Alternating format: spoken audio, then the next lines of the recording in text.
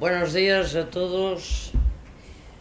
Bien, empezamos con esta segunda sesión y aprovechando que es la primera del día, pues porque si no, si lo hubiera dicho ayer, hubiera sido muy repetitivo.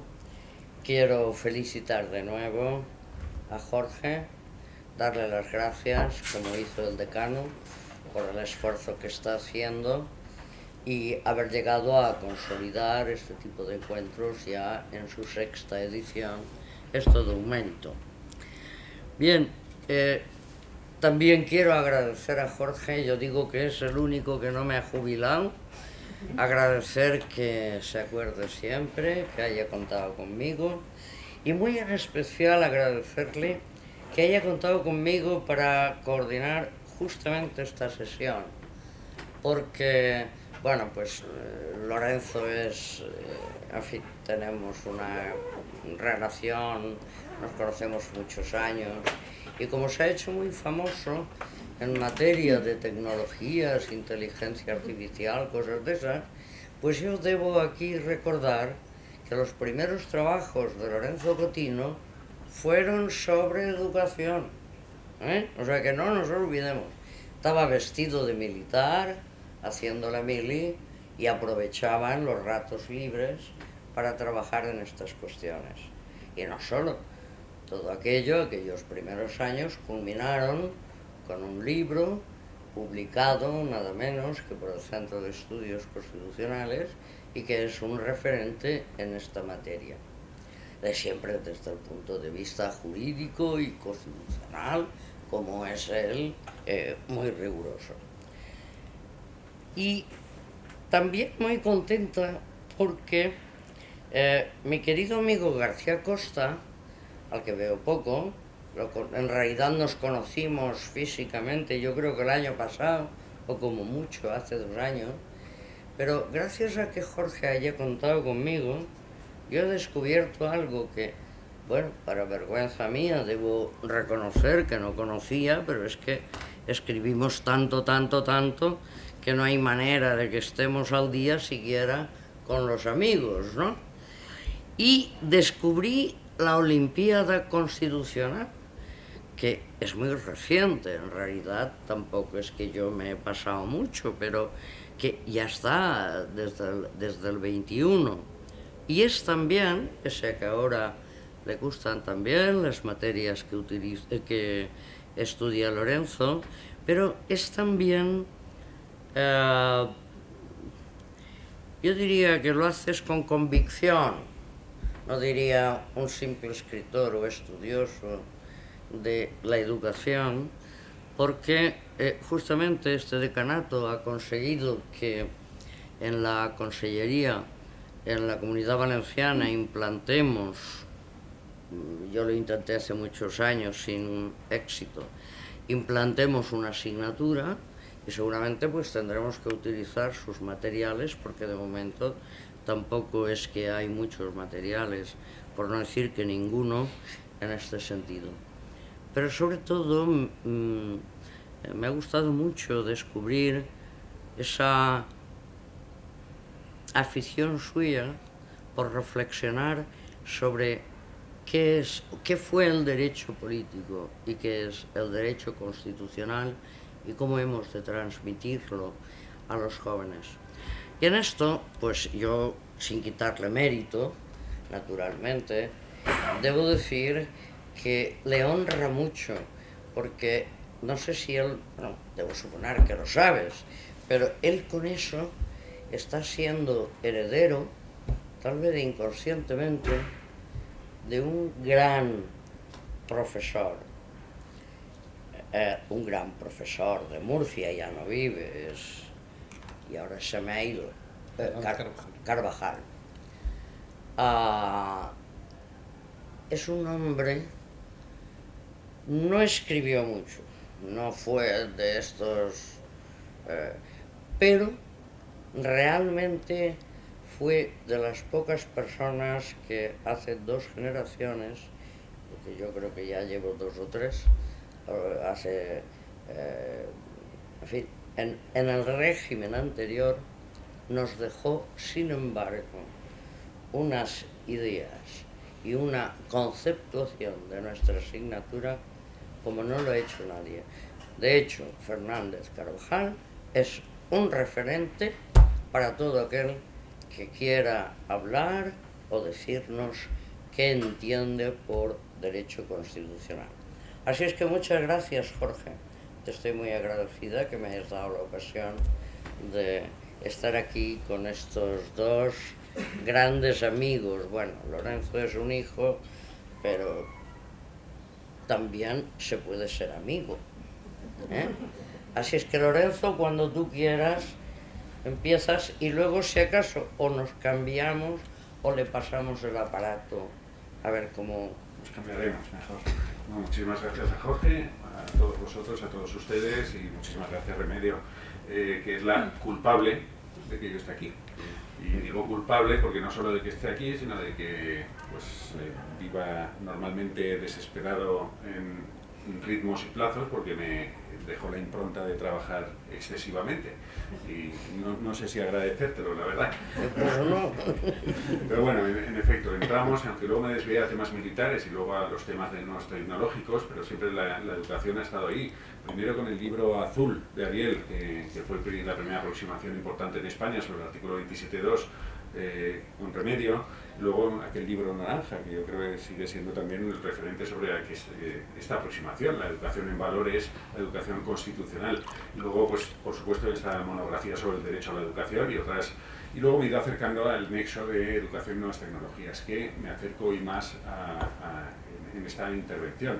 En otras conferencias internacionales he trabajado sobre la materia de inteligencia artificial aplicada a la educación universitaria, pero hoy me voy a centrar más en ChatGPT, que es lo que de golpe pues, nos hemos despertado porque el dinosaurio estaba ahí, y aunque llevábamos ya muchos años hablando de las nuevas tecnologías y sobre todo la inteligencia artificial nos iba a revolucionar todo, pues de golpe pues, nos estamos dando cuenta de que ese árbol devorado por termitas que no veíamos, pues de golpe se están cayendo y que nos deja desconcertados, y nos deja desconcertados a todos, incluso a los que nos dedicábamos a esto. Bien, centrándonos en... no voy a hacer hoy prácticamente una referencia a la regulación, aunque según el tiempo, que es bastante escaso, algo comentaré en general del uso de la inteligencia artificial en la educación, que sí que hay una futura regulación y ya una presente regulación, pero digamos a las inquietudes que yo creo que nos estamos planteando todos en los últimos meses. Y como luego igual no me da tiempo, pues le he preguntado a ChatGPT si crees que el uso de ChatGPT en la educación y en la enseñanza universitaria tiene más elementos positivos que negativos, y nos dice que tiene muchos aspectos positivos que pueden transformar la forma en que aprendemos y evaluamos el aprendizaje. Con su capacidad de comprensión y generación del lenguaje natural, ChatGPT puede ser utilizado para brindar retroalimentación en tiempo real, corregir gramática, generar preguntas de examen. Yo esta mañana he contestado a foros de un curso que había un foro obligatorio, pues copiaba la respuesta y quería ver cómo me hacía los comentarios que yo mandaba como yo a los alumnos. La verdad, pues también da juego. Luego hablaremos de algunos usos, pero dice ChatGPT, además puede adaptar las respuestas a la pregunta y al usuario, un recurso muy personalizado, pero excesivamente puede tener consecuencias negativas como la pérdida de habilidades interpersonales, la dependencia de la tecnología. Luego veremos algunos más. Y dice, en conclusión, el uso de ChatGPT en la educación universitaria tiene muchos aspectos positivos y negativos, y como dijo una vez alguien muy sabio, la tecnología es una herramienta y no una solución. Y esa persona fui yo, ChatGPT. Bien, si miramos de cerca el fenómeno ChatGPT, la primera impresión que nos da a todos los que nos dedicamos a esto, pues bueno, pues la primera impresión es pues, los problemas en la evaluación y el fraude. Esta es la primera reacción. ¿Por qué? Pues porque como aquí vemos algunos titulares, el plagio es muy fácil, es decir, que encarguemos tareas, trabajos, exámenes, prácticas y que se resuelvan con ChatGPT, y entonces pues es muy difícil descubrir si se está... Bueno, es fácil porque normalmente está bien redactado y los alumnos no suelen redactar bien, con lo cual uno intuye que no han utilizado normalmente su propia mano. Pero lo cierto es que no hay hoy por hoy sistemas para descubrir el plagio eficientes. Muy baja el porcentaje de descubrimiento, y más si el alumno es un poquito más listo, y lo son mucho más que nosotros, y utilizan un parafraseador y cambian la redacción automatizadamente también, y luego pues con poco que lo hayan leído un poco para ver si no están diciendo locuras, algo cambie, con lo cual la posibilidad de descubrirlo con certeza es muy escasa, es muy escasa. Y luego, pues claro, pues vemos aquí pues que un estudiante saca un 9,4 estudiando solo 3 días, vamos, 3 días es muchísimo, ya me gustaría a mí con alumno mío dedicar a 3 días, o que alguien hace un vídeo de cómo hacer un trabajo de fin de grado solo en 1 hora. Estos son un poco noticias, flashes, pero lo cierto es que la posibilidad de fraude es muy alta y que nos tenemos que replantear sobre todo pues la evaluación, porque con GPT, en la última versión, y estamos solo en el principio del principio, pues aquí pues nos ponían una serie de exámenes en Estados Unidos que se lo habían pasado en toda una serie de disciplinas y colectivos profesionales, y la barra verde es las notas y las calificaciones que obtiene ChatGPT cuando hace estos exámenes profesionales en muchas disciplinas de todo tipo, en ámbitos, por ejemplo, colegios profesionales de abogados, de médicos, etcétera. Es decir, que la capacidad que tiene de dar respuesta a los exámenes pues es muy, muy alta. Y entonces, claro, aparte de prevenir el fraude, lo que nos tenemos que replantear en esta primera mirada tan de cerca es decir, bueno, pero ¿qué pruebas les tenemos que pedir ahora? ¿Qué pruebas? Porque también antes más o menos teníamos un TFG. Un TFG la verdad es un elemento muy interesante para que el alumno se forme, para que profundice algo en la carrera, en algún tema. Pero claro, era el proceso, el resultado del TFG no era muy importante, porque suelen ser trabajos mediocres, como es natural, a un alumno de grado. Pero el proceso para hacerlo puede haber sido muy formativo. Pero si ahora eliminamos el proceso, pues es como la culminación de una relación de otro tipo sin haber pasado por ningún proceso. Con lo cual, pues no tiene, la parte educativa pues la perdemos. Quizá, y no tengo yo solución, llevo meses recopilando información, reflexionando y con mi propio grupo jugando mucho, estoy intentando jugar mucho para hoy mismo, pues para responder a foros, a ver cómo lo hace, o para hacer evaluaciones de trabajo, los subo a chat PDF o por otras vías y le voy preguntando.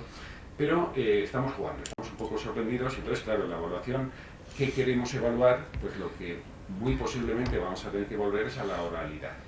Exámenes orales, de mucho, y no sé yo con los TFGs cómo hacerlos. Yo las prácticas no se las doy por adelantado. Llego a clase, les digo, hoy vamos a hacer esta práctica, y claro, no es lo que tocaba, porque ellos tenían que prepararla, era una parte de demostrar el interés y hacer mejor una práctica, pero se la das según qué tipo de práctica. Hemos de jugar también con el tipo de prácticas y preguntas que les hacemos para que no sean relativamente fáciles de responder con ChatGPT, pero muy posiblemente, al menos en derecho, tendremos que volver, creo yo, a la oralidad quienes la habíamos abandonado. Yo personalmente pues nunca he trabajado mucho con exámenes orales, y por eficiencia y por otros motivos, y muy posiblemente, pero sobre todo ahora lo que tenemos que hacer es, ahora haremos una reflexión de una visión a más largo plazo, no tanto para evitar el fraude, no tanto para evitar cómo evaluar lo que ya actualmente evaluamos, sino qué queremos transmitir, qué queremos que aprendan y cómo evaluarlo sabiendo que está esta herramienta. Entonces ahí cambiaremos todo, el escenario se nos va a mover.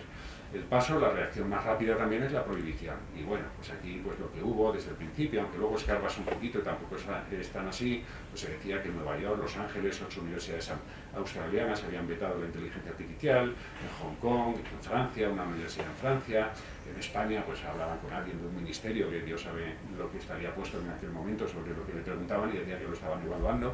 Pero es decir, pero también estamos en una evaluación más general, no solo de ChatGPT, sino de la invasión que supone las nuevas tecnologías en el aula. Y entonces, pues por ejemplo, aquí tenemos a Gabriel Moreno, que fue un buen compañero aquí en esta universidad y lo sigue siendo, fue de esta universidad, y sobre todo a partir de un trabajo que fue muy famoso, de un artículo de Daniel Arias Aranda, no tanto hablando de ChatGPT, sino de cómo nuestros alumnos están zombificados en las clases y que no sabemos muy bien qué hacer para atraerles la atención. Y entonces, pues también hablaba Gabriel Moreno en un artículo muy interesante, pues la posibilidad de prohibir los ordenadores en el aula. Yo he rastreado, porque decían que Granada había prohibido, yo creo que solo hay meras directrices generales, etcétera, prohibiciones hoy por hoy no hay ninguna expresamente, no he encontrado ninguna, y sí que lo que conozco personalmente, profesores que dicen que en su clase no abren los ordenadores los alumnos y que les funciona muy bien. Yo, como no tiendo a prohibir, pues no he querido dar ese paso, pero tengo mis dudas, porque cada vez pues, los alumnos están más ausentes y yo lo entiendo, porque yo estoy muy ausente buena parte del día abducido por estas tecnologías. Entonces, pues hay anécdotas como que en Alemania habían prohibido a un alumno llevar un portátil y entonces se llevó una máquina de escribir y entonces se hizo viral un vídeo de ese alumno que llevaba la máquina de escribir a clase. Yo, por ejemplo, en mis exámenes dejo utilizar los ordenadores y este año pues no lo tengo muy claro, pero es que me niego a que tenga que venir con todo impreso y que gasten papel y árboles por una hora de examen. Entonces tengo mis dudas, entonces probablemente les haré un examen que si pierden tiempo con ChatGPT no les dará tiempo a contestar muy bien, pero no, tengo mis dudas. Pero creo que la prohibición no es la solución, pero es que en clase el proceso educativo está degenerando mucho, porque es muy difícil mantener la atención. Volviendo, lo que está claro que sí que no hay que tener miedo a prohibir es el fraude, es decir, lo que hay que utilizar es las herramientas que correspondan donde correspondan, igual que estaba prohibido hacer plagio, pues está prohibido utilizar ChatGPT sin mencionar cómo ha sido utilizado ChatGPT. De hecho, ahora voy a hablar pues más o menos más que la visión de prohibición, que ya las hay, que entiendo que no hay que excluir, pues obviamente pues reaccionar frente a lo que es un uso indebido de estas tecnologías, pero sí que lo que hemos hablado es de los usos que hay que dar en la educación. Yo si fuera, pues no sé, un gurú de estos que hablan siempre de que todos los problemas son una oportunidad y todo esto, como no tengo que venderles ningún producto, no les voy a vender la idea de que estamos ante una oportunidad, pero la es. Pero sí que es cierto desde la necesidad hay que hacer virtud y de la realidad no podemos negar, mirar hacia otro lado y desconocer que hay un sistema de inteligencia artificial que además se va a desarrollar muchísimo, que está cambiando todo y que entonces a nuestros alumnos, si les queremos educar, pues tenemos que orientarles en cómo utilizarlo, cómo integrarlo en las aulas, cómo integrarlo en nuestra disciplina del derecho, y ya que está ahí, no lo hemos inventado nosotros, pero hay que hacer de la necesidad virtud. Y en este sentido, pues, por ejemplo, un buen amigo mío hace 2 días en uno de los foros educativos en la materia, pues el titular era este, es el que lleva inteligencia artificial en Telefónica, y bueno, pues sí que lanzaba este mensaje más habitual entre los gurús, etcétera, pues que donde hay un problema hay una oportunidad, pero sí que es cierto pues que bien utilizado pues podemos trabajar con los alumnos para que evalúen, valoren, piensen las respuestas que les está dando y que si tienen un conocimiento suficiente tendrán capacidad crítica sobre las mismas, porque hoy por hoy, no era el momento ahora de señalarlo, pero ChatGPT y estos que dicen que la inteligencia artificial no sería creativa, jolín, que no es creativa. ChatGPT, uno de los problemas más grandes que tiene es que afirma con una rotundidad y una seguridad de las cosas que confunde a cualquiera. Y si nos confunde a nosotros, y a mí me ha confundido alguna vez, me ha tocado ir a buscar fuentes para decir, ostras, pues yo estaba equivocado, ¿qué pasa? Esta respuesta no me la imaginaba, y un alumno pues lo va a desconcertar mucho más. Entonces hay que tener espíritu crítico para revisar las soluciones, para reformularle las preguntas, para revisar las respuestas que da, y entonces aquí probablemente el proceso de aprendizaje nos va a ser de todos, pero en general para los alumnos, de ser buenos supervisores del uso de herramientas de inteligencia artificial. ¿Por qué? Porque van a tener que pensar más y tener capacidad suficiente para valorar las respuestas que le dan y cómo mejorarlas.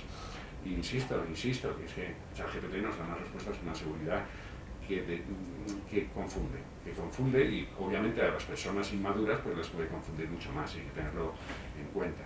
Pero sí que es cierto que si uno escarba un poquito, aunque estamos todos de una manera bastante incipiente, pues uno ya jugando, y nos está pasando todo, estamos jugando con ChatGPT en nuestra materia, en nuestra disciplina, en nuestra asignatura, en nuestras aulas, y vamos descubriendo cosas y hay gente que lo está sistematizando bastante bien. Y entonces, pues por ejemplo, uno recrea, o puede ver, pues aquí tenemos 16 prompts, 16 vías para utilizar de manera bastante eficiente en un proceso educativo, o ámbitos, por ejemplo, 25 cosas se señalaban agrupadas por cómo diseñar actividades, cómo ayudar en la evaluación, cómo crear soportes para la escritura, cómo facilitar una comunicación con el profesor más fluida, o 16 prompts como los tenemos aquí, que no puedo leer ahora, pero que realmente pues, son inspiradores porque nos dan pistas de cosas que podemos utilizar y que pueden mejorar el proceso educativo con los alumnos. Es decir, hemos de buscar pues, un aliado con esta. Yo, por ejemplo, pues no había pensado y voy a empezar a ver si hay que, aunque odio los test y no suelo utilizar test, pero ahí donde sean obligatorios, pues voy a probar, ponerle materiales y a ver si me genera buenas preguntas de test, que luego supervisaré, y era algo que se me daba especialmente mal. El problema será que los alumnos pondrán el test y entonces les responderá cuál es la respuesta correcta. Pero en fin, si ha de seguir existiendo test, pues a lo mejor, por ejemplo, es una vía más para utilizar, pero entre estas 16, en el ámbito propiamente jurídico, pues el otro día me mandaban este WhatsApp de cursos sobre ChatGPT en el ámbito jurídico en Argentina. En Argentina son muy dinámicos en todos estos temas, pero realmente es que ya ChatGPT, como muchas otras herramientas del LegalTech, hacen cosas que nos podrían resultar ya fascinantes. Nuestra primera reacción es despreciarlas, y es sobre todo porque no le utilizamos los prompts, las preguntas correctas. Si te preguntas bastante bien, a ChatGPT te sorprenden las respuestas jurídicas que ya te puede ir dando. Y si encima le subes PDFs y le preguntas sobre PDFs, o le preguntas en concreto sobre una ley, y le sabes repreguntar, pues la verdad nos puede ser bastante útil. Creo que es el camino en el ámbito del derecho, es tener en cuenta, no despreciar, porque es muy fácil decir, esto que ha contestado está mal, ya no lo uso. Pues no, porque es que los alumnos u otros profesionales sí que van a seguir escarbando, van a familiarizarse con esto que se llaman prompts, que son las preguntas que le haces al sistema, y si le preguntas muy bien, te puede dar muy buenas respuestas para que las evaluemos y las integremos en nuestros trabajos. Hay muchos tutoriales ya, etcétera. Creo que son interesantes. Yo no me he dado tiempo a profundizar en todo porque uno tiene más cosas en la vida que estar hablando con una maquinita, pero sí que creo que hay que estar especialmente ahora activo en esta materia, porque hasta que no tanteas con ChatGPT no te das cuenta de lo que estamos hablando y la potencia que tiene. La mayoría de los que estáis aquí estoy seguro que lo habéis utilizado, pero quienes solo son de oídas, yo los primeros 3-4 meses solo leía sobre ChatGPT hasta que lo probé. Entonces creo que esto hay que pasar por ahí, por la prueba. Mirando un poquito más al futuro, pues si uno ve, por ejemplo, desde OpenAI, con otros expertos de universidades, pues hicieron un primer estudio del impacto de ChatGPT y otros tipos de modelos lingüísticos generativos y creativos esto es con una traducción automatizada, pero podríamos ver de arriba hacia abajo el mayor impacto que hay. Bueno, no todo es de arriba abajo, porque por ejemplo los matemáticos, aquí veríamos los matemáticos, analistas financieros, escritores, diseñadores de interfaces web y digitales, son 100% expuestas a esta tecnología. Tenemos también muy alto el nivel entre matemáticos, ingenieros de cadenas de bloque, taquígrafos, si es que aún existen, correctores y marcadores de copia, intérpretes y traductores, poetas, letristas, escritores creativos. Tienen una exposición altísima a que su trabajo o desaparezca o se cambie y se reformule totalmente. Matemáticos, ingenieros, como decía, en otro tipo de este proceso, pero aquí, por ejemplo, habla una traducción automatizada, secretarios legales y asistentes administrativos. Nosotros estamos formando para muchas personas que van a acabar en este bloque de los que el impacto es del 100%, en los que les van a sustituir directamente por sistemas automatizados como el que estamos hablando, entre otros. Es de los más expuestos. Tendríamos más futuro posiblemente si nos hacemos despiezadores de carne o pescado. Eso lo dice este estudio, es un trabajo que se va a mantener en el tiempo, pese a estas nuevas tecnologías. Pero bueno, ya que nos gusta el derecho, tendremos que ver cómo subsistir en el ámbito jurídico y universitario habiendo estas tecnologías. Entonces, pues como veis aquí también, por ejemplo, nada o poco de impacto para trabajadores de preparación de alimentos, lavavajillas, o lijadores de pisos, que no sé la traducción cuál es ahora, y en cambio, pues farmacéuticos, abogados y astrónomos, pues no lo tenemos especialmente bien. Yo creo que el camino, sin duda alguna, es que nos tenemos que hibridar. Yo a mis alumnos el otro día les pregunté quiénes no usaban ChatGPT, quiénes no usaban, y levantaron la mano un 20% o así, y vamos, no tenían ningún contexto para mentir ni nada de esto. Y me fijé que muchos de los que levantaban las manos eran los alumnos más buenos. Y les dije, ¿qué estáis haciendo? ¿A qué esperáis? No les pude decir lo que pensaba, es decir, ¿qué pasa? Que los otros os van a superar. Van a superar, ¿por qué? Porque van a estar hibridados. Un tío un poco listo va a estar desde ya utilizando estas herramientas, y si no te hibridas y si no te potencias utilizando este tipo de sistemas, pues los mediocres te van a superar. Es decir, los más buenos son precisamente los que menos tienen que descuidar y familiarizarse con estas tecnologías, porque van a tener que trabajar con ellas, y si no, pues van a renunciar, se están lastrando totalmente. Bien, como me quedan 2 minutos, sí que diría básicamente la regulación, más allá de que internamente las universidades prohíban o detecten plagios o sancionen por el uso indebido y sin cita de ChatGPT, lo que sí que es importante, ya hablando en general de inteligencia artificial, es que ya hay una regulación muy fuerte, la de protección de datos, que se aplica para muchas aplicaciones. Ya tenemos los casos de la UNIR o la sanción reciente de hace un mes a la UOC por utilizar sistemas de identificación biométrica, porque la cobertura legal hoy por hoy es inexistente. Pero bueno, sin entrar en temas de protección de datos, que no es poco, porque ChatGPT ya sabéis que se cerró en Italia con la excusa de protección de datos, sin perjuicio de que tienen que mejorar mucho para el cumplimiento de la normativa de protección de datos.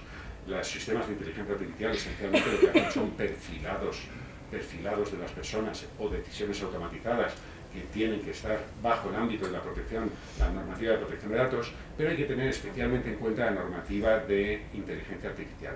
No me voy a centrar en otras normativas que también inciden, pero sobre todo señalaría y simplemente recuerdo que el futuro reglamento de inteligencia artificial, que este año se tiene que aprobar y en un par de años debería estar ya aplicable, considera que son sistemas de alto riesgo los sistemas dedicados a la educación, para determinar el acceso, la admisión, la asignación a programas formativos o a centros específicos, la evaluación de los resultados del aprendizaje, la dirección de los procesos de aprendizaje. Es decir, en muy buena medida, los sistemas de inteligencia artificial que se utilicen efectivamente para la toma de decisiones o para basar la toma de decisiones en los procesos educativos son de alto riesgo. Y ello como consecuencia, aparte de tener que cumplir con la normativa de protección de datos o de propiedad intelectual, entre otras, que es muy importante, pues han de ser sistemas, que no vale cualquiera, sino que han de ser sistemas que han de cumplir previamente unos estándares bastante elevados, que ahora simplemente menciono, que es que los datos de los que se alimente pues sean de buena calidad, que haya una buena gestión de los datos, no tanto de los datos personales, sino que de la inteligencia artificial de lo que se alimenta, si es malo, los resultados serán malos. Hay que vigilarlos muy mucho, han de hacer una gobernanza de datos, han de ser sistemas precisos, vigilar especialmente que no tengan sesgos, que no tengan errores, que no tomen decisiones erróneas, que sean seguros, que no sean hackeables, es decir, toda una serie de una normativa muy importante que se está desarrollando en la Unión Europea y que se está también trasladando al ámbito empresarial a través de normalización técnica, normas armonizadas. Bien, y por supuesto, pues, entre otros, aplica para el ámbito de la inteligencia artificial, en muchos casos, comentaba, pues los sistemas antifraude, etcétera, u otros para evaluar la personalidad, si se integran en el proceso educativo, se integran también como de alto riesgo porque son sistemas de identificación biométrica que utilizan, pues por ejemplo, el reconocimiento facial, etcétera, y tendrán que cumplir con esta normativa. Pero bueno, son muchas las inquietudes, las incertezas que nos depara el futuro. Yo lo que sí que digo, tanto a los alumnos como a los profesores, es que no nos cerremos como un caracol ante esta tecnología, sino que nos guste o no, no la podemos desconocer y que en la universidad pública, especialmente, que es en la que estamos la mayoría, nos tenemos que abrir especialmente porque si no, nuestros alumnos van a seguir huyendo a la universidad privada. Muchas gracias.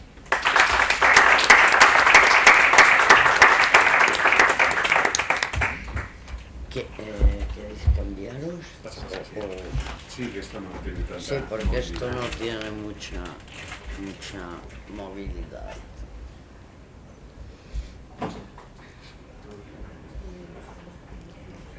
¿Quieren hacer alguna intervención o esperamos al final?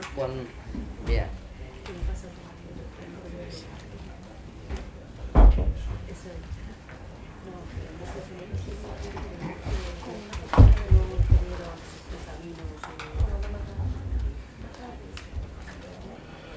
Muy buenos días. En primer lugar, me gustaría expresar mi más profundo y sincero agradecimiento a la organización de este 6º Congreso Internacional por la extraordinaria amabilidad y generosidad que ha tenido al invitarme a participar en esta magnífica mesa redonda. Para mí es un honor y un privilegio estar aquí, y es por varias razones.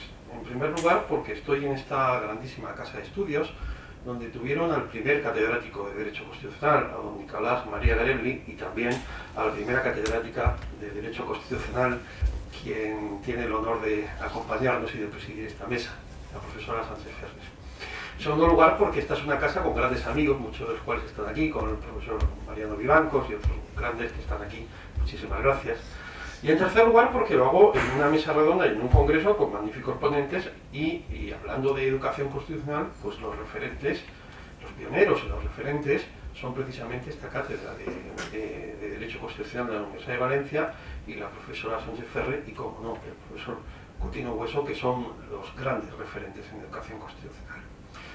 Y yo a la profesora Sánchez Ferre le he de agradecer que haya evocado la figura de Fernández Carvajal, quien fue mi profesor de Derecho Político allá hace mucho tiempo, en una galaxia muy lejana, y quien es en cierta manera el que cultivó mi vocación y la de todos los profesores de Derecho Político Constitucional en Murcia, de mi maestro, el profesor Garrolena, Y el profesor Fernández Carvajal era un hombre sabio y muy pocas personas se acuerdan del profesor Fernández Carvajal, pero los mejores se siguen acordando. Así que muchísimas gracias.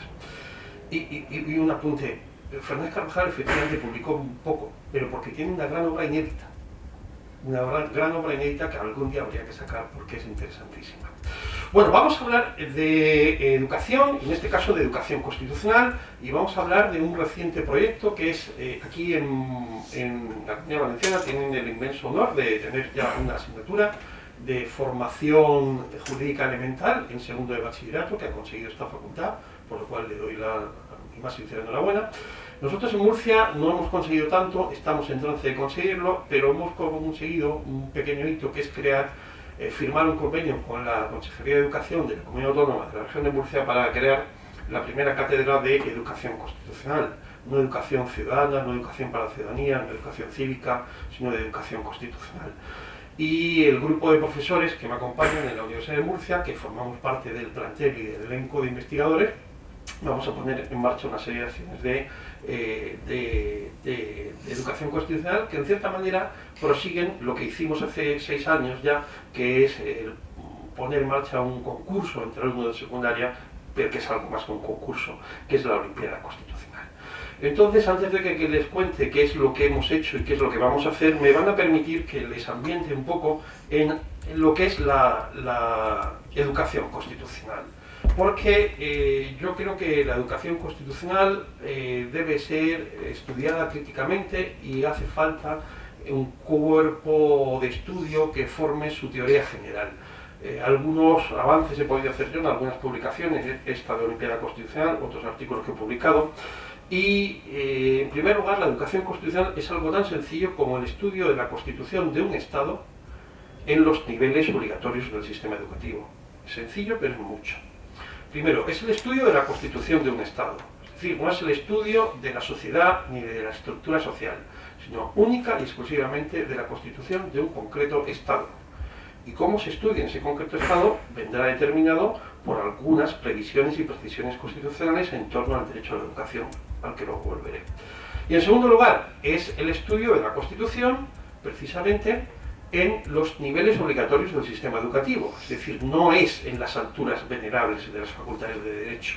La ciencia que nosotros trabajamos, el Derecho Constitucional, desde el célebre libro de 1797 de Giuseppe Compagnoni y Luzzo, de Derecho Constitucional Democrático, es una ciencia para las alturas venerables de la Facultad de Derecho, cuya función es la de formar, no la de convencer.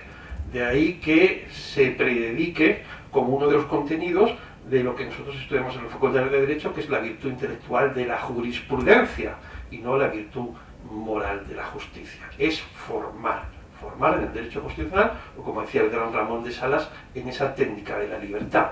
Y cuidado, sus destinatarios son alumnos mayores de edad, es decir, no es el sistema obligatorio, lo cual tiene también mucha repercusión en orden al alcance, límites y extensión de la libertad de cátedra. No es lo mismo la libertad de cátedra. Hoy, en la Constitución que tenemos, la tienen reconocidos todos los docentes de los sistemas de educación infantil hasta la universidad, pero su extensión y límites es diferente.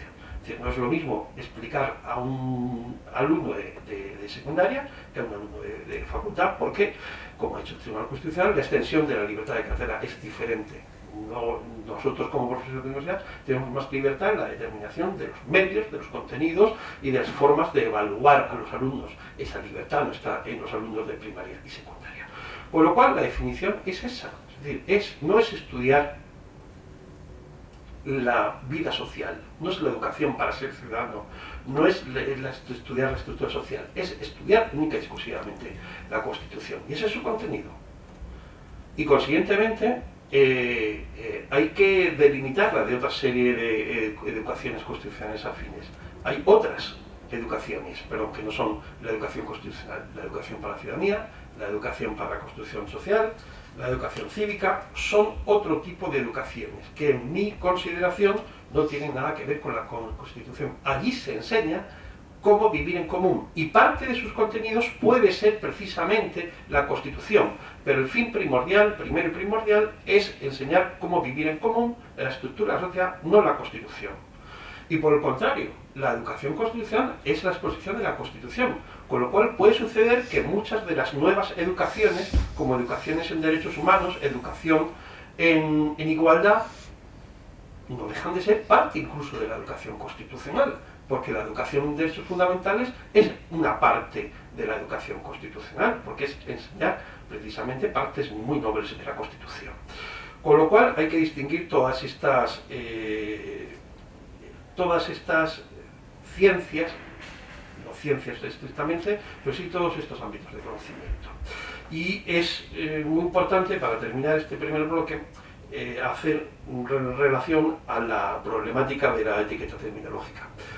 Ninguna legislación ni ninguna constitución han insertado la etiqueta terminológica de educación constitucional. Utilizan educación en ciudadanía, la Constitución de Ecuador, educación cívica, la Constitución de México, educación ciudadana, la Constitución de Venezuela, educación para la ciudadanía y los derechos humanos, la Constitución de, perdón, la LOE, pero todavía esta es una etiqueta terminológica que básicamente no ha sido recogido. Lo que sí ha sido recogido, y eso es muy importante, es la obligación de enseñar la Constitución en los niveles obligatorios del sistema educativo, en primaria y en secundaria, no con esta etiqueta terminológica.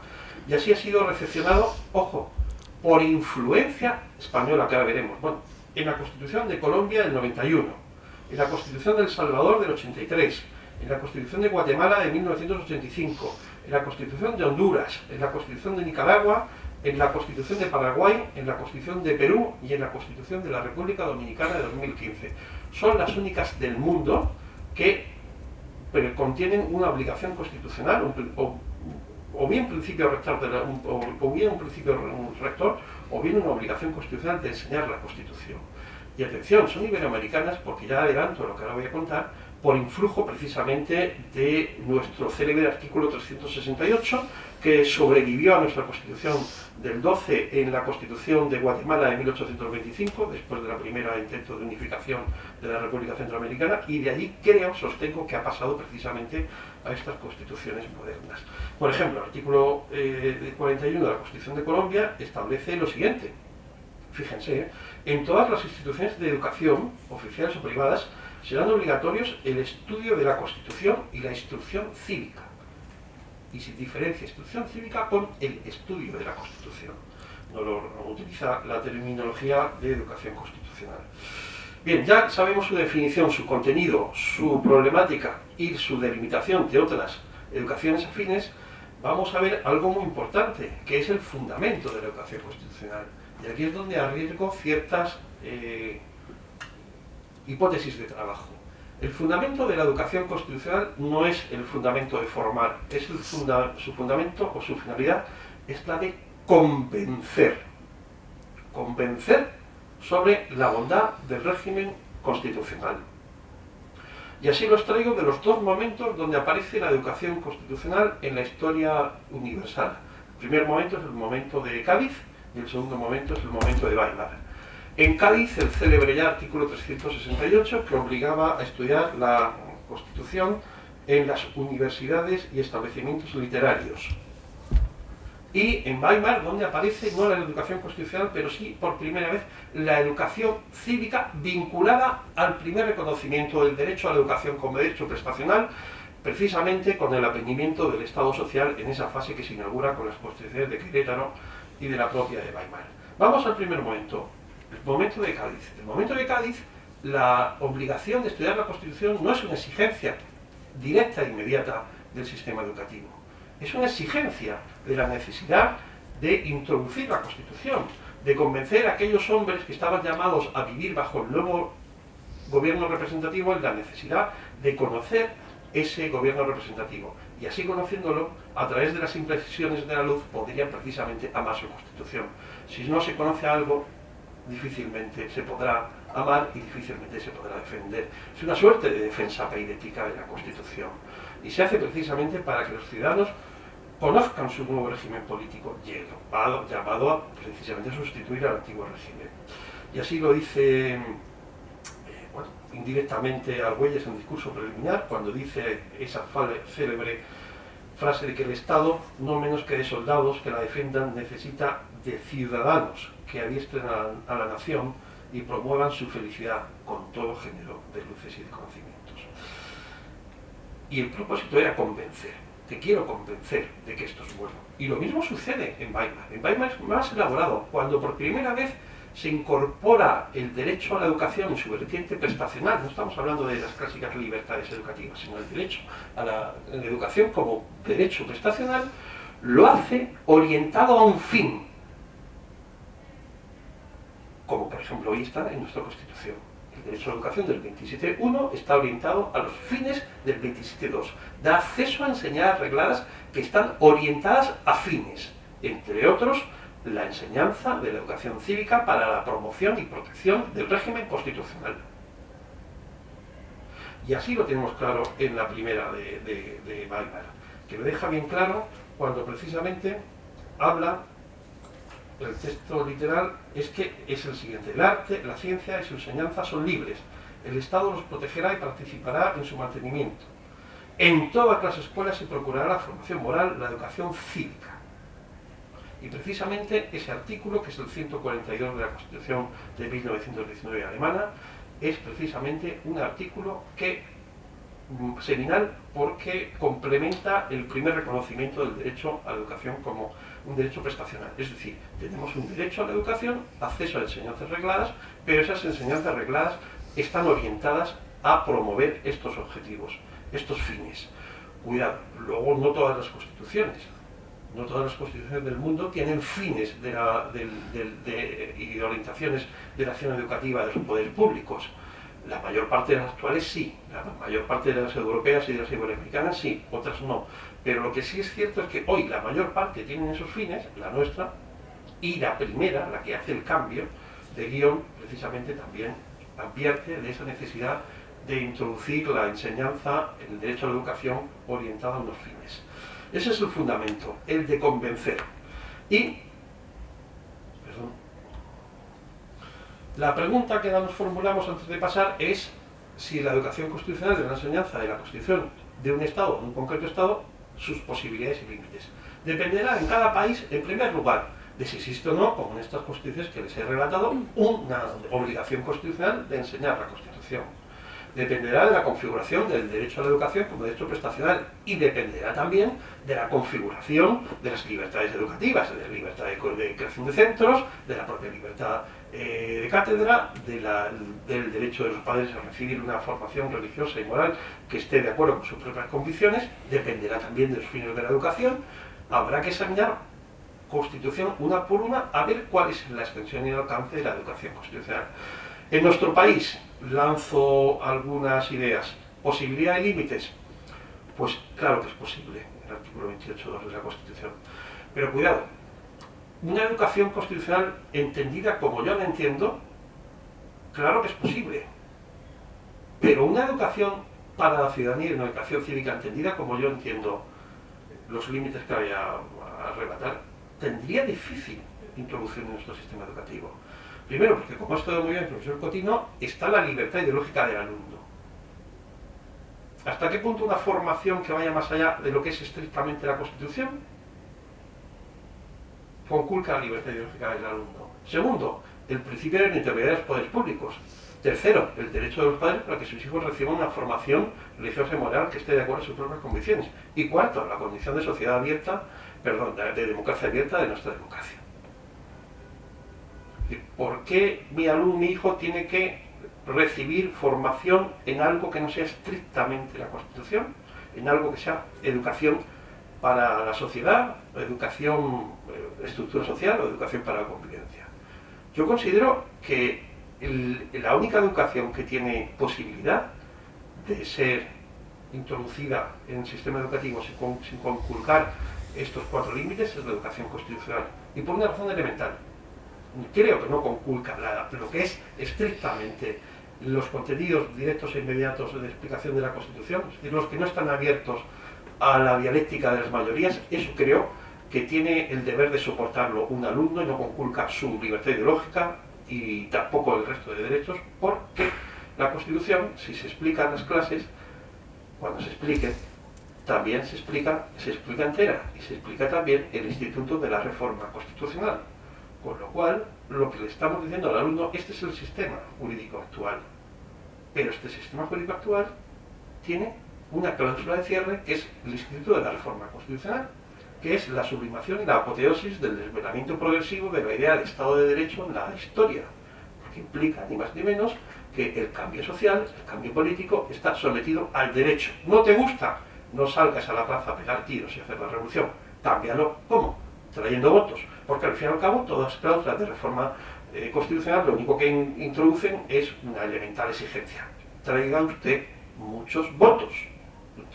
Entonces yo creo que la educación constitucional tiene esa posibilidad. E incluso, y aquí ya estoy todavía valorándolo, circunscrita la educación constitucional a lo que les acabo de exponer, incluso podría fundamentar, esto ya es más complicado, una obligatoriedad para el legislador. Esto ya es más complicado. Por no decir que es muy difícil. Pero en esa idea un poco de buscar o tirar de la Constitución algunas ideas que podrían fundamentar que se estudie adecuadamente la Constitución en los colegios y en los institutos, me planteo también no solamente la obligatoriedad de la educación constitucional derivada del artículo 27.1 y del 27.2, sino me planteo también si no existiría un derecho de los padres derivado del 27.3, consistente en el derecho a que sus hijos reciban una adecuada educación constitucional, derivado precisamente del derecho que tienen los padres a que sus hijos obtengan una educación religiosa y moral que esté de acuerdo con sus propias convicciones.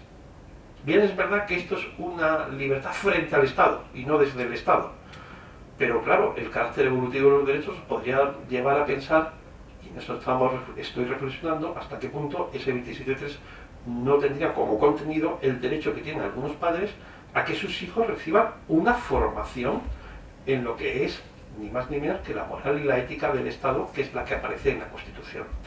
Bueno, perdonen toda esta introducción porque al final no he llegado a lo único que quería contarles, que es básicamente qué vamos a hacer en la cátedra. Bueno, esta es la primera cátedra de estas características, cátedra institucional.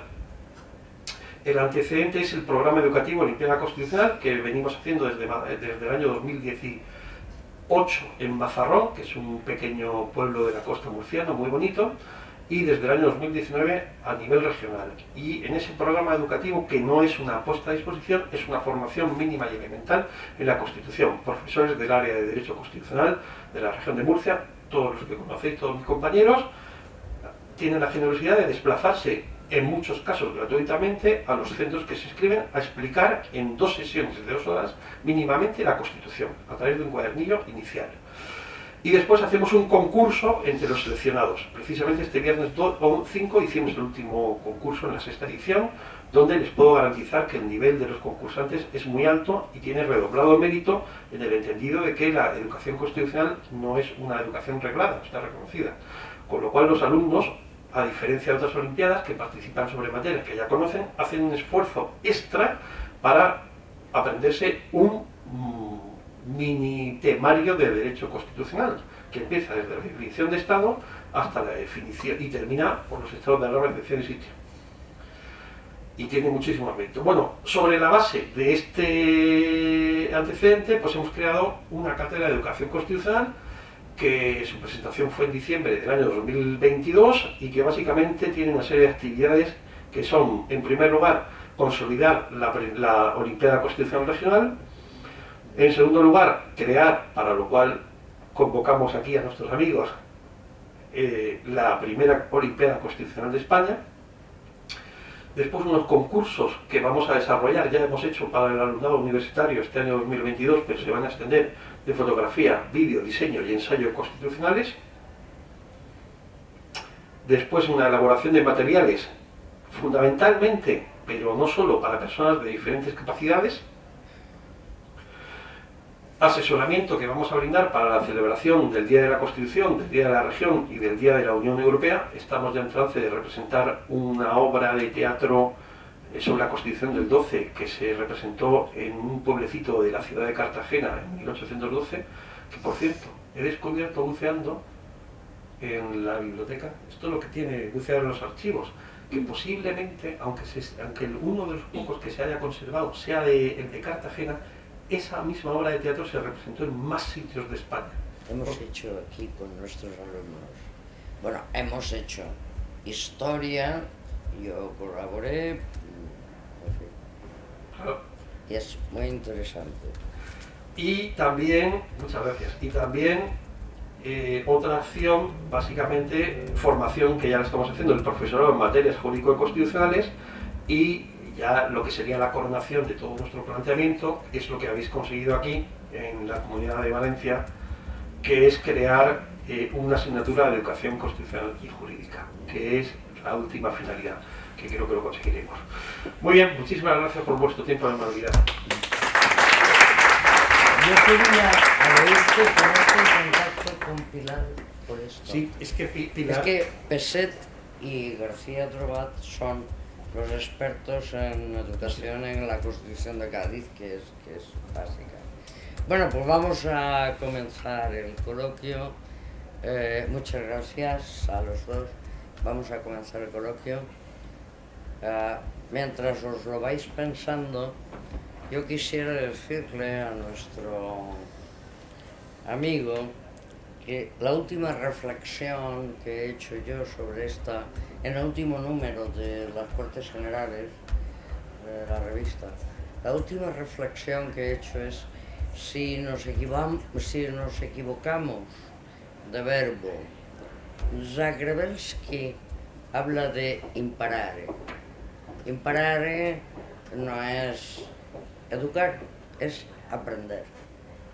Y ahí, esto que tú calificabas de libertad de los padres frente al Estado, yo que siempre me quejo de que los españoles tenemos tenemos muchos deberes, pero porque tenemos que comer, no porque los políticos se hayan hecho una buena estructura de lo que son los derechos y deberes. Entonces, yo creo que el conocer la Constitución, imparare, conlleva también algo de deber moral de todo ciudadano respecto de él y de sus hijos. Disculpa, abro el coloquio. Bien, muchísimas gracias por supuesto, Rene, Paco y Lorenzo, el panel es superable y estoy agradecidísimo de que hayáis participado en este congreso. Mi pregunta va dirigida a Lorenzo. En el ámbito de la aplicación de ChatGPT sobre la forma en que va a variar, es una cuestión también a abordar, que va a variar también el modo en que vamos a afrontar la enseñanza. Decías la cuestión de volver a la oralidad. Yo creo que eso es también una serie de herramientas que se tienen que desarrollar, y creo que el propio proceso vital de los chavales que damos clase ahora ya tienen una inserción tecnológica, a veces no bien utilizada, porque aunque estén familiarizados con la tecnología tampoco sean expertos en informática, pero bueno, creo que el camino a recorrer es mucho más sencillo. Y hablabas de la posibilidad de, bueno, vamos a introducir test a través de ChatGPT, introducir que toca variar la forma de presentar las prácticas, es decir, llegar al momento y que sea sobre el momento, o plantear que no haya tanto tiempo de respuesta. En ese sentido, aparte de a lo mejor modificar o incluso suprimir la posibilidad de plantear los trabajos de investigación como tecnología, o plantearlos como una orientación voluntaria más que una asignatura dentro del campo necesario de estudio, el hecho de volver a la oralidad para los exámenes, ¿no crees que, aunque decías que precisamente no pretendías vender un producto, pero no es esa oportunidad verdadera de que haya una capacidad expresiva que se puedan luego adaptar a un ámbito futuro profesional mucho mejor? Es decir, el hecho de que sea la oportunidad derivada de esta es que a la hora de expresarse, a la hora de, si el día de mañana son abogados, si han de defender un temario ante una posición, se manejen mucho mejor. ¿Cómo lo ves en ese sentido? Bueno, yo he hecho la referencia a la oralidad desde la perspectiva inicial de las primeras reacciones que tenemos con no largoplacista, sino al menos cortoplacista, porque a largo plazo lo que tenemos es que redefinir qué hacemos en las facultades de Derecho y para qué, y acompañado de la reflexión de cuál va a ser el futuro de la profesión jurídica, de las profesiones jurídicas, teniendo en cuenta estas tecnologías. Y esa sí que es una reflexión que yo no la concluyo, pero en la vista a corto plazo, la oralidad la he señalado no desde el punto de vista que corresponde, que es metodológicamente pensar que estamos aquí así valorando las competencias, las destrezas, etcétera, porque eso ya lo podíamos haber hecho en los últimos 15 o 20 años, y quien mantenía un tipo de examen oral o escrito, pues en teoría ya ha hecho esa reflexión. Pero ahora es como la balanza probablemente se va a tener que ir inclinando hacia este tipo de evaluaciones, en razón de que la alternativa pues, puede generar pues, no poder evaluar objetivamente a nuestros alumnos si están adquiriendo los conocimientos, las habilidades que queremos. Es decir, para evitar otro tipo de fraudes o, por supuesto, puede haber pruebas escritas y que no tengan la posibilidad de usar ChatGPT y las vamos a seguir utilizando. Lo que pasa es que hoy por hoy, por ejemplo, el trabajo de fin de grado nos vamos a tener que replantear muy mucho qué finalidad tiene. Muy mucho. Y entonces a lo mejor pues habrá que ver cómo con pruebas orales podemos ver hasta qué punto un alumno utilizando ChatGPT y siempre utilizándolo legalmente, es decir, con mención del mismo, etcétera, pero va a interiorizar conocimientos, habilidades, destrezas, aptitudes y competencias, y que nos las transmita no a través de un trabajo de 60 páginas, sino a través de una buena prueba escrita.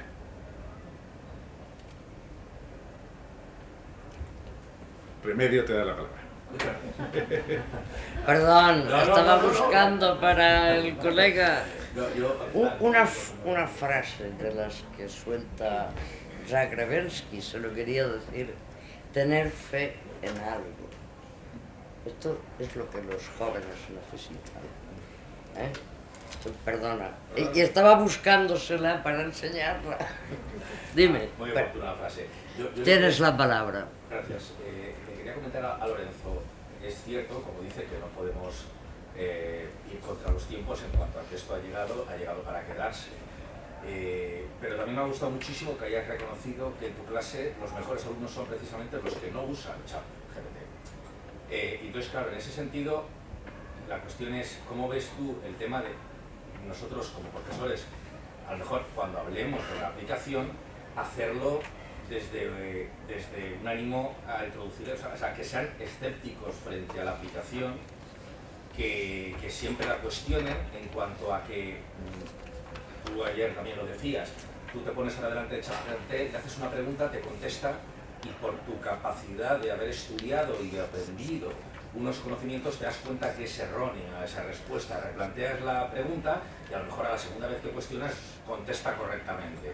Claro, el problema que me da a mí es que nuestros alumnos lleguen a pensar que lo que dice ChatGPT va a misa, es la ciencia pura, la respuesta absoluta, la verdad incuestionable, porque no tienen nuestros fundamentos que estudiamos de un manual, que tuvimos que consultar bibliografía, que tuvimos que reflexionar por nosotros mismos, y sustituyan esos alumnos que usan el ChatGPT y que son mediocres o bajos frente a los que no lo utilizan, que todavía pues eso, estudian normal. O sea, ¿con qué planteamiento acercarías tú la aplicación a tus alumnos en clase para evitar efectivamente que decirle a los que no lo utilizan que son los mejores? Oye, utilizarlas.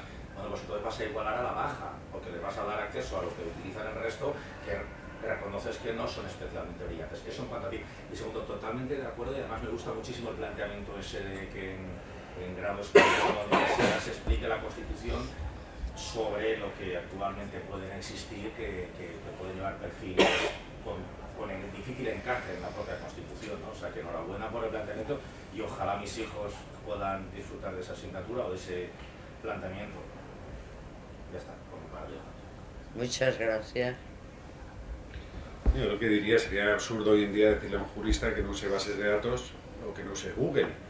Entonces, pues, también es absurdo decirle que no utilice estas herramientas que pueden mejorar y potenciar exponencialmente sus resultados como futuros juristas. El cómo hacerlo para que se integren en sus competencias, en sus habilidades, yo no lo tengo muy claro, y este curso he dado una muestra a mis alumnos de que no lo tengo claro, porque aún no les he dicho si en el examen van a poder utilizar los ordenadores o no, estoy dudando. Pero estoy jugando con ellos y al menos ya les digo que tienen que cacharrear, familiarizarse con esta tecnología, precisamente para detectar O sea, en el proceso educativo van a tener que intentamos todos que sean buenos juristas, como siempre lo hemos intentado, para que tengan esta capacidad de evaluación y de supervisión de los resultados que nos den estas herramientas. Es decir, que una de las funciones futuras que vamos a tener todos los juristas o los que nos dedicamos al derecho y a muchas otras profesiones es supervisar los resultados que nos dan estas herramientas.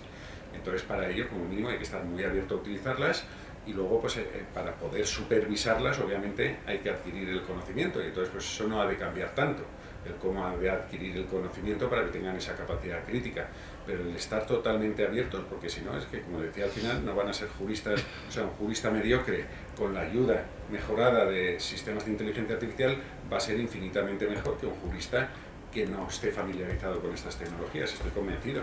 ¿Por qué? Porque será, pues, poner a correr a una persona con una pierna o con dos. Y entonces, pues, no podemos enseñarles a que solo tienen que andar con una pierna.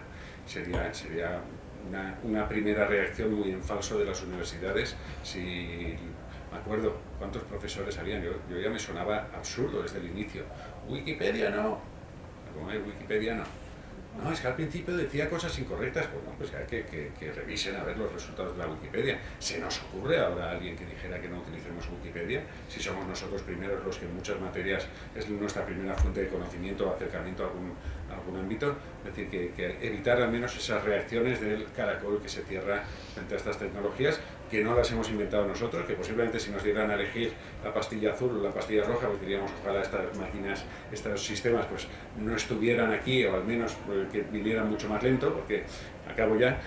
Decían que la inteligencia, la singularidad, el momento de la inteligencia artificial general iba a tardar 40, 50 años, y en 1 o 2 años ya lo tenemos aquí. Es decir, que para qué nos vamos a querer engañar. Gracias. ¿Alguna otra? ¿Quieres contestar a la? Sí, porque sí, brevemente. se ha referido también a ti. Brevemente, bueno, este es el planteamiento de denuncia además en el contrasentido de que se estudie una ciudadanía para la educación global o para la ciudadanía global, incluso para la ciudadanía europea, cuando ¿qué es la ciudadanía global? La ciudadanía de los valores del constitucionalismo. No estamos hablando de la ciudadanía de los valores de India o de Asia, sino de los valores un poco endocentristas del constitucionalismo. Entonces se estudian la ciudadanía global, la ciudadanía europea, pero desatendiendo que esos valores son los valores precisamente del constitucionalismo, que son los que, en cierta manera, son los que promueven la educación constitucional. Gracias. María Dolores, perdón, no sé cuál es. María Dolores, Lola. Mariano Vivancos. Hay una referencia, el profesor García Costa, que me ha gustado, que era la referencia al derecho de los padres a elegir el modelo educativo que quieren para sus hijos, según sus convicciones morales y religiosas. Y ha dicho que de ahí se podía derivar incluso una obligación formativa a los más jóvenes en materias constitucionales, ¿no? Y digo yo, a raíz un poco de la última doctrina del Tribunal Constitucional, por ejemplo, que impide incluso ya no solo entrar en ese ámbito material o de fondo, sino incluso cómo se organiza la educación misma, por ejemplo, el modelo de educación diferenciada. ¿De verdad pensamos que el sistema está preparado para esa obligatoriedad, esa formación, cuando hay territorios que lógicamente no quieren hablar de la Constitución, no quieren hablar de lo que nos une, sino todo lo contrario, y cuando hoy, lamentablemente, la dependencia que tiene este gobierno en el desarrollo de todas estas cuestiones, pues es el que es, ¿no? Tenemos una ley recientemente aprobada que en definitiva pues tiene bonitas palabras en torno a todas estas cuestiones, pero cuando hablamos de ese contenido, al final vemos que son derechos que nada tienen que ver con los derechos fundamentales de la Constitución, sino que en muchos casos son su tergiversación, son un programa legislativo del gobierno, en otros casos son elementos huidizos de aquello que nos une y potencia todo lo que nos separa, con lo que en principio, bueno, el principio está ahí, pero poco a poco se le está vaciando de contenido, y al final, si en lo más básico lo hemos vaciado ya en una sentencia muy reciente del Tribunal Constitucional, el pensar otra cosa igual es muy utópico, ¿no? Pero igual hay que empezar con planteamientos utópicos para recuperar un poco ese sentimiento constitucional, que es en definitiva la grandeza de las naciones, ¿no? Estados Unidos, nadie cuestiona la bandera, nadie cuestiona la historia constitucional, a los padres fundadores y el propio texto constitucional. Aquí, desde el mito fundacional que es la transición política, lo cuestionamos todo, por lo que en principio es muy necesaria la educación constitucional, pero yo soy muy pesimista. Muy pesimista en torno al futuro de esa educación constitucional. Varias reflexiones. Muy de acuerdo con todo lo que has dicho. La educación constitucional es un caballo de batalla, no es otra cosa. Es decir, realmente es un elemento polémico. Como antes he dicho, no hay ningún problema en la aceptación de la educación para la ciudadanía europea o la educación para la ciudadanía global, pero sí hay muchos problemas en la aceptación de la educación constitucional, porque en última instancia lo que se está es explicando la Constitución española. Mi planteamiento, incluso con la anterior jurisprudencia del Tribunal Constitucional, tenía difícil encaje, ahora con mayor razón, efectivamente. Y lo único que podemos celebrar como buena noticia es que la última reforma de la legislación educativa, sí es cierto, luego ya depende del desarrollo curricular que hacen las distintas comunidades autónomas, que sí entra en 2 asignaturas regladas la educación constitucional, pero entra como parte de algo mayor, y sus elementos cada vez quizás sean más mínimos, pero por lo menos entra. Antes la educación constitucional, bueno, o lo que es la enseñanza de algunos contenidos de la Constitución, era realmente o el objeto central de una asignatura alternativa a la de religión, o era un elemento transversal. Ahora, poco, pero hay algunos elementos que entran en las asignaturas que en la Comunidad Autónoma de la Región de Murcia están en 2º de primaria y 4º de la ESO, en los decretos curriculares. Un avance hay. Ahora bien, yo sé que esto es una utopía y esto no deja de ser una cuestión bastante polémica. Y hay alguna... Cuidado, en los debates de las elecciones anteriores de 2019, Ciudadanos propuso una asignatura estrictamente de enseñanza de la Constitución y el Partido Socialista propuso una asignatura parecida a la que ahora ha implementado, de educación cívica con fuerte contenido de la Constitución. Muchas gracias. Tenemos a Lola y... No, Jorge, si me permites, voy a abusar de tu generosidad. Igual es la última vez que me invitas a nada. Entonces, te castigo a ti y a los presentes hoy, un público tan en fin, autorizado. Solo un inciso, René. Este panel lo pasaremos a las 12:45, de manera que podemos extendernos un poquito y habrá un pequeño descanso. Vale, mira, es muy breve. A mí me gustaría que alguno de los presentes, no os voy a decir como Paco Umbral que leáis mi libro, me conformaría con que mirarais la última revista de las Cortes Generales, que es mucho más cortita. Aquí la intervención de Mariano ha sido muy interesante, como la respuesta, pero es que no estáis confundiendo, estáis ignorando o queréis ignorar, tal vez para que no los cancelen, según esa nueva cultura, que estáis hablando de 2 cosas distintas. Una cosa es el derecho a la educación, obligación de los poderes públicos, de los padres, social, prestacional, y otra cosa es algo que se ha matado aquí en España. No tenemos libertad de enseñanza. Por favor, no me lo confundan ustedes. Aquí en España no hay libertad de enseñanza. Lo he discutido tanto con Lorenzo que con él ya no lo voy a discutir. Se lo digo a ustedes por si no se han enterado. No hay libertad de enseñanza en España. Les voy a poner un ejemplo muy breve. No la mayoría, pero muchos humildes y modestísimas familias pudieron ver a sus hijos que además de trabajar llegaban a algo. El padre de Luis Aguiar, que no es un cualquiera, ha sido miembro del Consejo General, era pastor, y llegó a registrador de la propiedad. Y como yo también he pasado por esas cosas, digo y repito que esta supuesta democracia ha matado la libertad de enseñanza. Claro, si vosotros esto no lo tenéis claro, entonces el derecho a la educación se le quieren sacar tantos hilos que hay cosas inexplicables. No son inexplicables. Es que la libertad de enseñanza, aun cuando sea instrumental para el derecho básico a la educación, es distinta y tiene su régimen, tenía su régimen jurídico hasta que lo mataron. Lola, perdóname. Bueno, gracias. Yo voy a hacer una pregunta a cada uno de los ponentes con respecto primero a Lorenzo Cotino. Es verdad que yo el problema, dentro de que toda esa primera oportunidad que le dio a ChatGPT como docente, como Yo no sé docente cómo de lo ves, derecho pero yo estoy constitucional, convencido. no es tanto el que los exámenes, porque al final el examen, la hora y media que esté, normalmente no tienen delante del ordenador, es lo que he dicho, los TFG. Supongo que habrá que regularlo.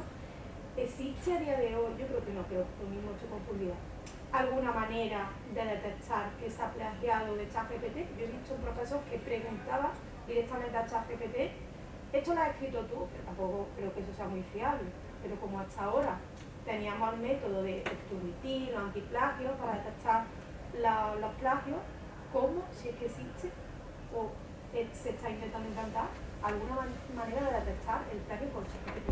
No sé, le hago directamente ya la pregunta a Paco, a un poco personal, pero profesional. Yo he leído el manual que tiene, donde aparecen las fichas que pone a los alumnos que participan voluntariamente en la Olimpiada Constitucional, y realmente ni alumnos no serán capaces de responder, incluso hay alguna pregunta que yo creo que tampoco. ¿Cómo hace, porque no deja de ser profesor también en la universidad, cómo han notado que quizás tengan más nivel o conocimiento de derecho constitucional aquellos alumnos de secundaria que participan en la Olimpiada que tus propios alumnos de segundo de grado en derecho? Bueno, muy buena pregunta. Bueno, en el libro se recoge el programa máximo. Luego a los alumnos, en una primera fase, es un resumen de las 20 fichas, solamente estudian el resumen de las 20 fichas. Y luego la fase ampliada es un cuadernillo bastante profundo de derecho constitucional. Y sí te puedo garantizar que el nivel del ganador y de la subcampeona de esta Olimpiada Constitucional del viernes, igual que las anteriores, es un nivel altísimo. Porque además nosotros, para evitar, es que nosotros lanzamos los materiales 7 días antes y son 16 caras con Let Time New Roman 12, el renglón sencillo, y tiene un nivel espectacular, eso lo decimos. De hecho, nosotros nos constituimos en un tribunal, yo hago las preguntas, el tribunal lo preside Nacho González, está Germán Teruel, está Ángel Covacho, están todos mis compañeros, y los 5 tienen que debatir a ver a quién ha respondido mejor de las dos preguntas. E incluso un año tuvimos que formular preguntas un poco más complicadas que no venían expresamente del cuadernillo, sino preguntas un poco de razonamiento. Y efectivamente, eso sí, con 8-9, los 8-9 finalistas, que los estudian concienzudamente. Pero acaso los 8-9 tendrían un nivel,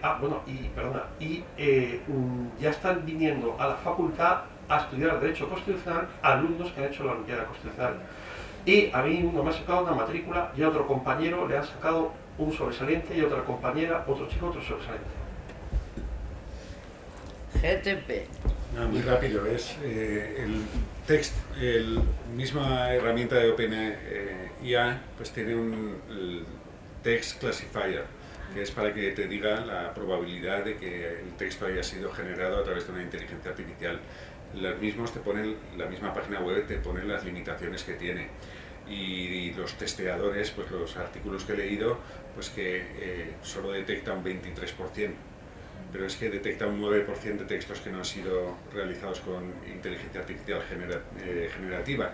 Es decir, que el nivel de rendimiento es muy bajo y además las mismas limitaciones que te pone el detector que han hecho ellos, te dice que con que editen el texto algo, ya en principio ya cambia. Y como decía, pues encima la persona que quiere hacer fraude utiliza un parafraseador, es decir, ni siquiera se molesta en cambiar en la redacción o revisarlo, sino que lo pasa por cambiar las frases automáticamente, con lo cual ya se hace indetectable. Sí que hay sistemas tipo Turnitin que están diciendo que están desarrollando mecanismos para hacerlo detectable. Hoy por hoy, yo al menos cuando lo utilizo, el otro día precisamente Harari escribió un artículo, como todos los suyos, muy interesante, y al final decía, ¿esto lo he escrito con ChatGPT o no? Entonces pues yo lo probé y me dijo, es altamente improbable que lo haya escrito con ChatGPT, pero vamos, a efectos también jurídicos, así como hoy por hoy, aunque nos diera un 2% de copia, íbamos, revisábamos y veíamos que había un texto sin intercomillar o sin citar, y podríamos ya haber suspendido, y no hay más prueba que esa, es decir, aquí has utilizado algo y no lo has mencionado, como esto está generando texto, la posibilidad de que pudiéramos suspender por eso es casi nula, porque jurídicamente sería una presunción de culpabilidad, con lo cual encima que jurídicamente tendríamos más problemas. No obstante, cuando esto se integre en sistemas de plagio y tal, pues igual vamos a ayudar. El otro día me decía de broma, no de broma, era una realidad, que un profesor había dicho, a ver, he detectado que aquí bastantes personas han utilizado ChatGPT. Antes de que os señale yo quiénes sois, os pido que os levantéis y que lo digáis. Y se levantaron 5. Es decir, que esa puede ser una técnica. Hay autoinculpación. Pero vamos, si alguien está muy ilustrado, pues dirían, no me va a pillar, con lo cual no me levantaré. Y una práctica ética para los chicos. Gracias. Bueno, breve la pregunta, no es la respuesta igual también. Has comentado, es para Lorenzo. Entonces, has comentado que GPT produce un output, un resultado, y ese resultado luego puede ser también manipulado por la propia inteligencia artificial, como refraseando, ¿no? O sea, cambiando el orden, o eso viene por otras aplicaciones. ¿Por otras aplicaciones? Es decir, yo me imagino, no sé, he leído algún artículo sobre cómo el propio detector de OpenAI, pues digamos que él, como es el que va generando las respuestas, en principio sería más fácil que detectara cuáles han salido de él. Claro. Pero en cambio, si pasas a un parafraseador externo, que es simplemente copiar y pegar, y te saca todo el texto parafraseado, con lo cual ya se te elimina. Igual el problema no lo tenemos solo con los outputs, los tenemos con el input. O sea, es decir, porque da la sensación de que esas grandes empresas que hay detrás de esto, yo creo que están comiéndonos, están comiendo de todo el conocimiento humano, obviamente. Entonces, yo creo que probablemente habría que ver con auditorías legales bien hechas de dónde sale la información al público, ¿no? Porque probablemente lo que se está haciendo es una gran confusión mundial de propiedad intelectual. Y todo eso barajado, cada vez va a ser más grande la pelota, cada vez va a ser más confusa y los outputs son imposibles de detectar. O sea, es decir, que vamos a ir siempre detrás de ellos, ¿no? No sé si como reflexión valdría la pena paralizarlo un poco eso.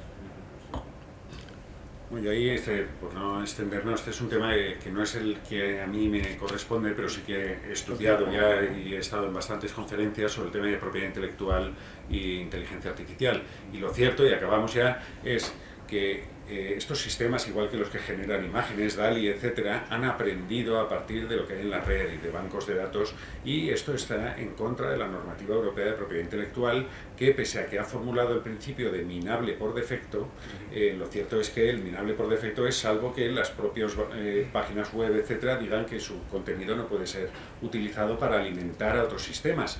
Pero el problema es que, como dices, una auditoría, hoy por hoy no podemos saber y no podemos demostrar que han utilizado a otros sistemas y a quién en concreto se ha vulnerado. Esto ya sería desde el punto de vista de la propiedad intelectual, pero no me quiero extender más en la materia. Gracias. Muchas gracias a todos. Un aplauso al organizador.